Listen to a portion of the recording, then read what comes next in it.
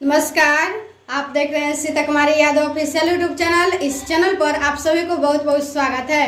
तो आज आप लोगों को एनसीईआरटी सार संग्रह बुक का भारतीय राज्य व्यवस्था इंडियन पॉलिटी भारत का संवैधानिक विकास चैप्टर से सोल्यूशन इस वीडियो में देने वाले हैं। तो आप लोग कोशिश कीजिएगा कि वीडियो ध्यानपूर्वक देखें और अंत तक देखें ताकि आप लोगों को अच्छे तरीके से समझ में आ सके। तो चलिए स्टार्ट करते हैं। आज स्टार्ट करेंगे भारत का संवैधानिक विकास।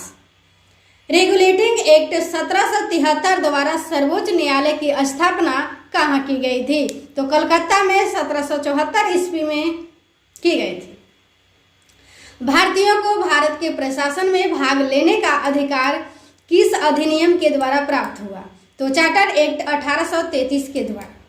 भारतीय संविधान परिषद को बजट पर बहस करने की शक्ति किस अधिनियम के द्वारा प्राप्त हुई? तो भारत परिषद अधिनियम 1892।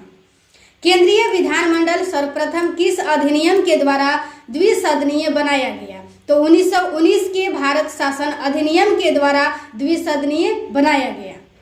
भारत के राष्ट्रपति को अध्यादेश निर्गत करने की शक्ति मूलतः किस अधिनियम से प्रेरित है? तो भारत शासन अधिनियम 1935 से। किस अधिनियम से शक्ति मूलतः अधिनियम प्रेरित है? भारत शासन अधिनियम 1935 से। अब यहाँ पे देखेंगे भारत का संवैधानिक विकास दो भागों में विभाजित किया गया है। एक ईस्ट इंडिया कंपनी के अंतर्गत और दूसरा ब्रिटिश क्राउन के अंतर्गत।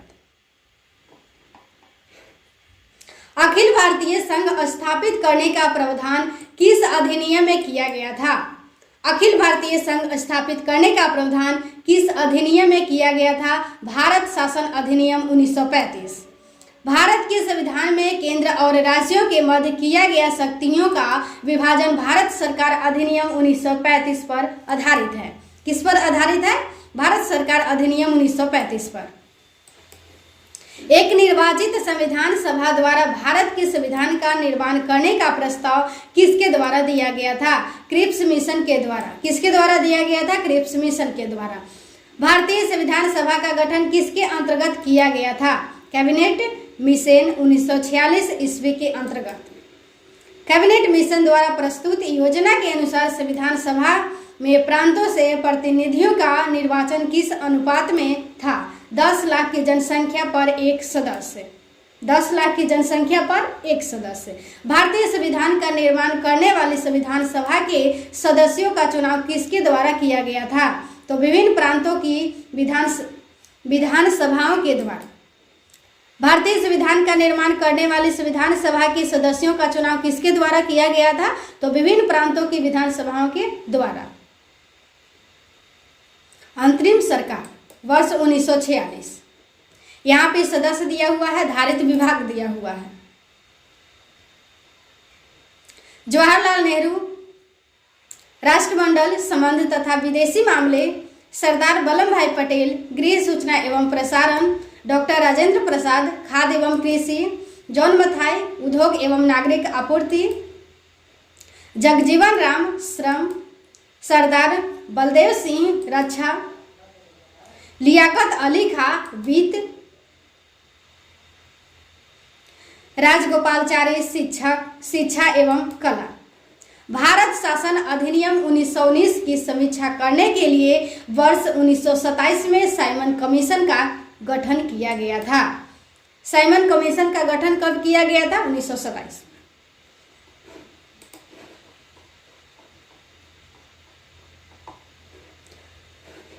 भारत की संविधान सभा की पहली बैठक कब हुई थी? भारत की संविधान सभा की पहली बैठक 9 दिसंबर 1946 को हुई थी। कब हुई थी? 9 दिसंबर 1946 को। संविधान सभा के अस्थायी अध्यक्ष किसे चुना गया था? डॉक्टर राजेंद्र प्रसाद को। अस्थायी अध्यक्ष किसे चुना गया था? डॉक्टर राजेंद्र प्रसाद को। संविधान सभा में पंडित नेहरू द्वारा उद्देश्य प्रस्ताव कब प्रस्तुत किया गया था? 13 दिसंबर 1946। कब प्रस्तुत किया गया था? 13 दिसंबर 1946। नेहरू द्वारा प्रस्तुत उद्देश्य प्रस्ताव संविधान सभा में कब स्वीकृत हुआ था? 22 जनवरी 1947। कब स्वीकृत हुआ था? 22 जनवरी 1947। भारतीय संविधान के निर्माण काल में संविधान सभा के कुल कितने अधिवेशन हुए थे? तो 11। कुल कितने अधिवेशन हुए थे? 11। भारतीय संविधान के निर्माण से संविधान सभा को कितना समय लगा? 2 वर्ष 11 माह और 18 दिन। कितना समय लगा? 2 वर्ष 11 माह और 18 दिन समय लगा था भारतीय संविधान के निर्माण में, संविधान सभा को बनने में। भारतीय संविधान सभा के संवैधानिक सलाहकार कौन थे? भारतीय संविधान सभा के संवैधानिक सलाहकार कौन थे? Sir BN Rao. भारत की संविधान सभा ने वर्तमान रूप से राष्ट्रीय ध्वज को कब अपनाया? तो राष्ट्रीय ध्वज को कब अपनाया? 22 जुलाई 1947 को। संविधान सभा की प्रथम बैठक की अध्यक्षता डॉक्टर सत्यानंद सिन्हा ने की थी। भारत का संविधान कब स्वीकार किया गया? 26 नवंबर 1949 को। भारत का संविधान कब स्वीकार किया गया था? 26 नवंबर 1949 को। भारतीय संविधान पूर्णतः कब लागू हुआ था? 26 जनवरी 1950। संविधान सभा 9 दिसंबर 1946 को संविधान सभा की प्रथम बैठक हुई, जिसमें डॉक्टर सत्यानंद सिन्हा को अस्थायी अध्यक्ष तथा 11 दिसंबर 1946 को डॉक्टर राजेंद्र प्रसाद को अस्थायी अध्यक्ष चुना गया। संविधान निर्माण का प्रारंभ 13 दिसंबर 1946 को जवाहरलाल नेहरू द्वारा प्रस्तुत उद्देश्य प्रस्ताव से हुआ, जिसे 22 जनवरी 1947 को सर्वसम्मति से स्वीकार कर लिया गया। 26 नवंबर 1949 को भारतीय संविधान अंगीकृत किया गया, जबकि 26 जनवरी 1950 को इसे पूर्णतः लागू किया गया। 26 जनवरी 1950 को इसे पूर्णतः लागू किया गया। भारत का संविधान मूलतः 2 भाषाओं हिंदी तथा अंग्रेजी में लिखा गया था और सभी सदस्यों ने इन दोनों प्रतियों पर हस्ताक्षर किए थे।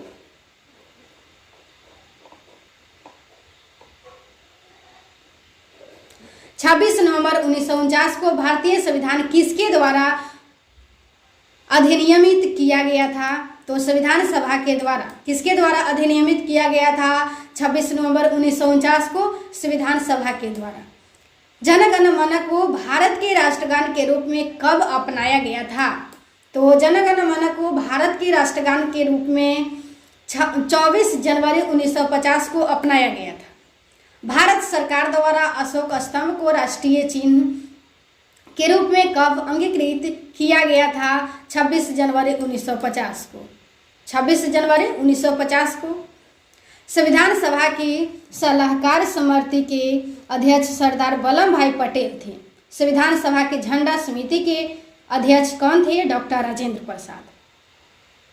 यहाँ पे प्रमुख समितियां एवं उनकी अध्यक्ष: संघ शक्ति समिति पंडित जवाहरलाल नेहरू, संघीय संविधान समिति के अध्यक्ष पंडित जवाहरलाल नेहरू, प्रांतीय संविधान समिति सरदार वल्लभ भाई पटेल, प्रारूप समिति डॉक्टर भीमराव अंबेडकर, मौलिक अधिकारी एवं अल्पसंख्यकों संबंधी परामर्श समिति सरदार वल्लभ भाई पटेल, प्रक्रिया नियम समिति अध्यक्ष डॉक्टर राजेंद्र प्रसाद, राज्यों के लिए समिति पंडित जवाहरलाल नेहरू, संचालन समिति डॉक्टर राजेंद्र प्रसाद।